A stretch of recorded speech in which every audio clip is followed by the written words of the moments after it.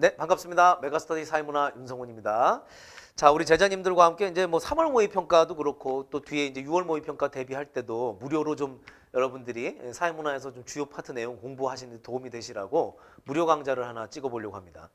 선생님이 지금 오늘 고른 주제는요. 대단원 6단원 맨 마지막 단원에 있는 6-3에 있는 정보화 사회의 특징을 비교하는 문제, 이런 문제인데 수능에서 꼭 출제되는 부분임에도 불구하고 문제도 쉬워요. 문제도 쉽고 출제된다고 사실상 예고까지 다 돼 있는 문제인데 정답률이 좀 많이 떨어져요. 그 이유가 뭔가 봤더니 이게 대단원 6단원에 있다는 게 함정입니다.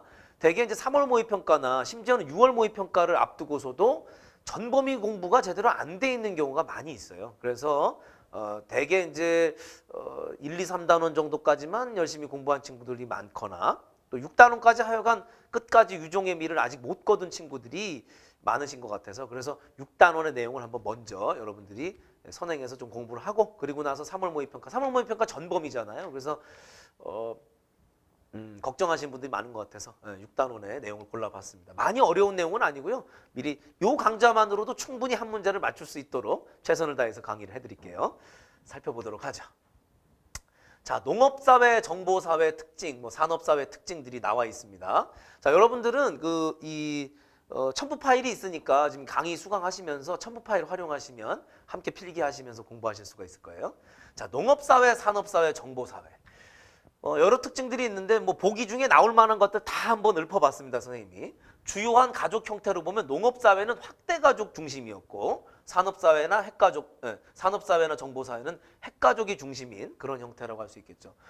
핵가족의 비중은 산업사회가 더 높고요. 정보화 사회에서는 핵가족이 여전히 주요하지만 온갖 다양한 형태, 예를 들면 1인 가구라든가 뭐 또는 비혈연 가구라든가 굉장히 가족 구조가 독특한 게 많아져서 여전히 핵가족이 주를 이루고 있지만 산업사회보다는 핵가족의 비중이 좀 떨어졌다. 이렇게 보시면 되겠습니다.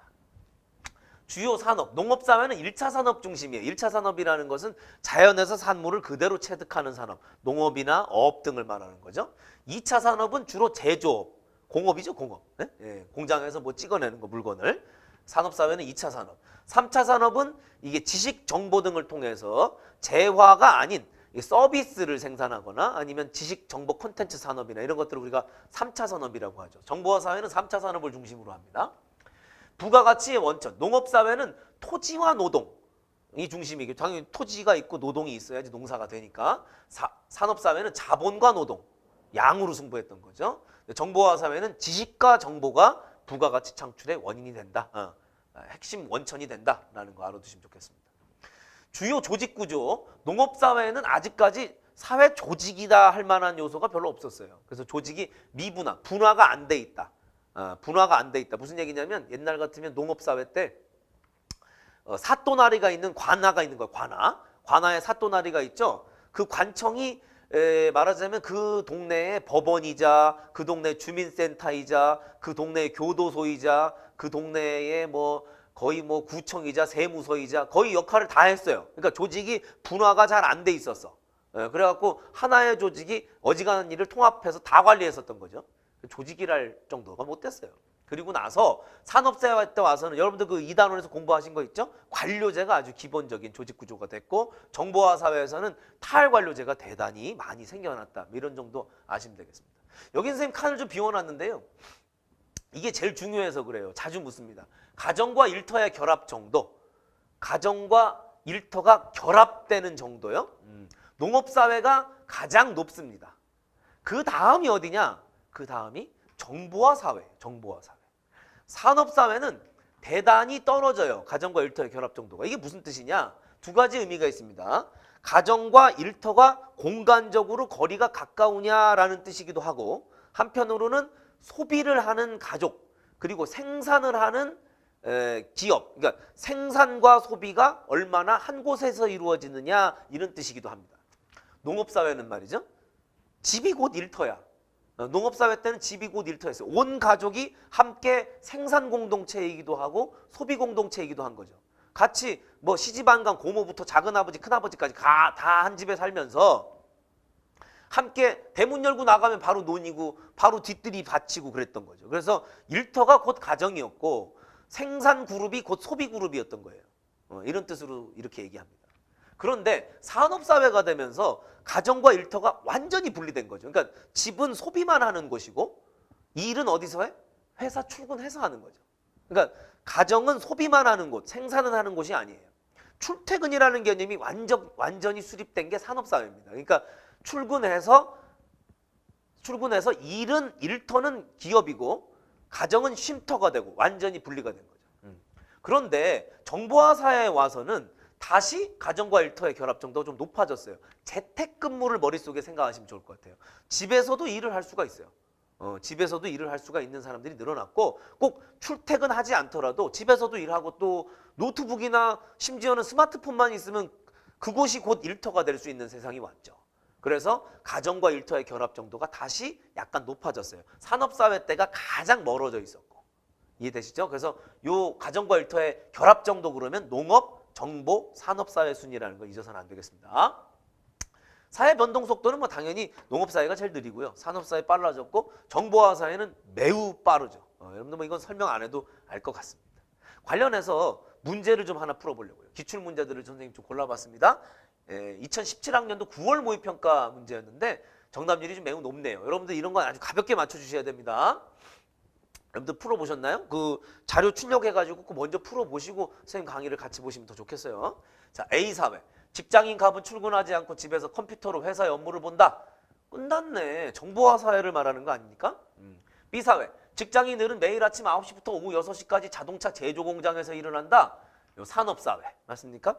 자, 1번. 정보화 사회는 산업사회에 비해 면대면 접촉의 비중이 더 높다.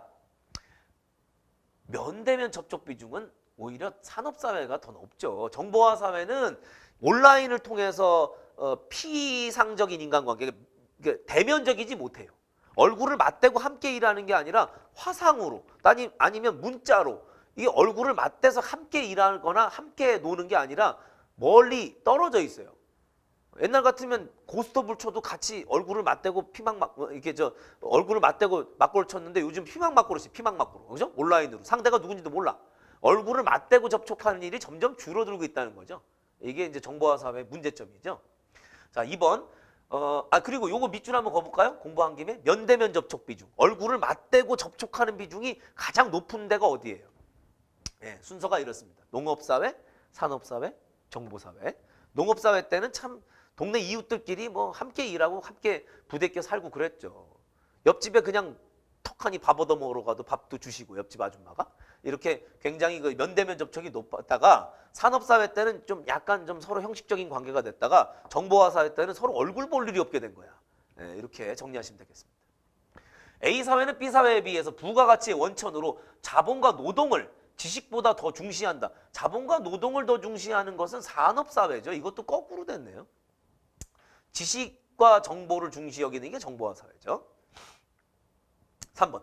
B사회는 A사회에 비해 관료제 조직의 비중이 높다.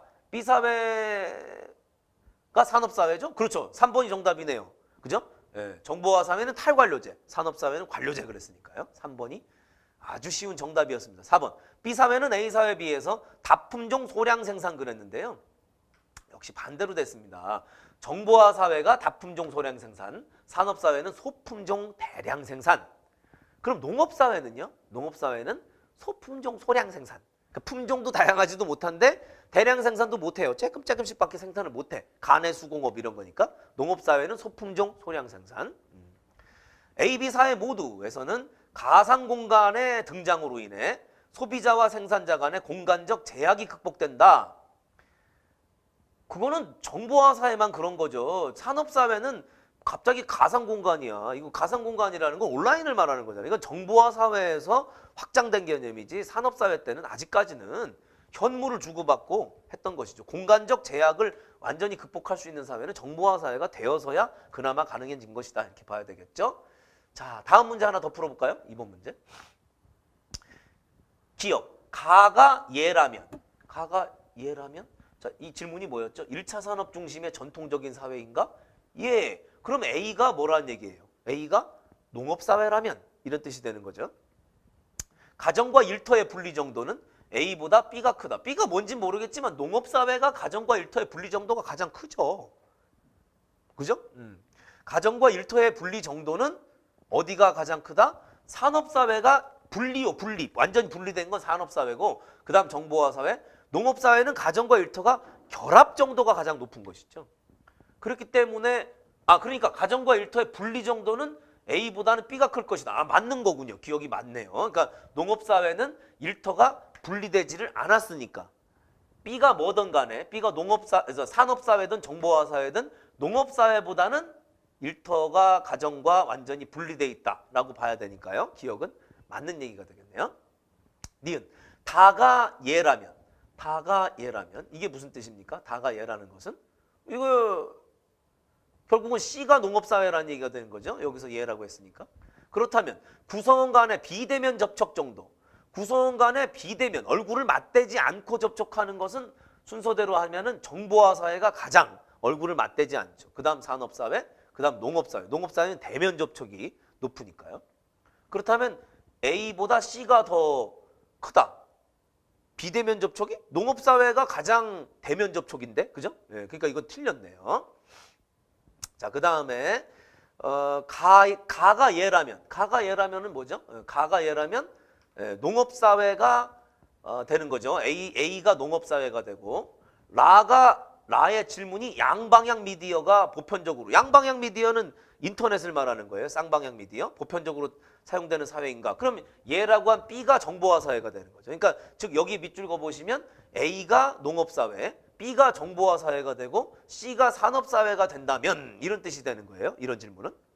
그럼 전자상거래의 비중은 B, 정보화 사회가 산업사회보다 높게 나타난다. 그렇습니다. 당연히 전자상거래라는 게 온라인으로 상거래를 하는 거잖아요. 당연히 정보화 사회가 훨씬 더 높다고 할 수 있겠죠. 리을, 다의 예. 다가 예라면 C가 농업사회가 되고, 라에다가 업무의 표준화 방식이 보편화된, 업무가 표준화됐다는 것은 관료제를 말하는 것이고, 거기서 예 그러면 B가 산업사회가 되는 거예요. 만약에 이렇게 질문을 했다면 A가 정보사회, B가 산업사회, C가 농업사회가 되는 거죠. 자, 다가 예라면 C가 농업사회, 그 다음에 라의 업무 표준화 방식이 보편화됐다. 예, 그러면 B가 산업사회, 나머지 A가 정보화 사회가 된다는 거죠. 이렇게요. 이라면 기술 발전의 속도는 A보다는 B가 더 높다. 거꾸로죠. 정보화 사회가 더 높죠. 기술 발전 수준이. 그래서 리을은 틀린 게 되겠습니다. 정답은 기업과 디귿 2번이 되겠네요.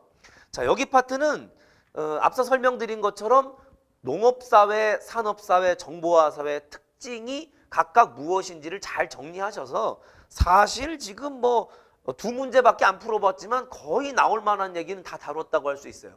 농업사회, 산업사회, 정보화사회 특징을 잘 비교하셔서 수능에서 기본적으로 정답률이 매우 높은 문제인 만큼 꼭 맞춰주시길 바랍니다. 선생님이 오늘 이 내용을 무료 특강으로 올리는 이유는 다시 한번 거듭 말씀드리지만 내용이 뭐 엄청 어렵다기보다는 저 대단원의 마지막 6단원의 6-3에 나오는 얘기다 보니까 여러분들이 잘 다루질 못해서 혹시 3월 모의평가나 6월 모의평가 치르는데 좀 지장이 있지 않을까 싶어서 선생님이 맨 뒷단원을 먼저 보여드린 거니까 참조하셔서 활용하시면 좋겠습니다. 이후에도 본 강의 시간에 더 치열한 강의, 최선을 다하는 강의로 찾아뵙겠습니다. 본 강의 시간에 만나 뵙겠습니다. 모의고사 잘 치르시기 바랍니다. 수고하셨습니다.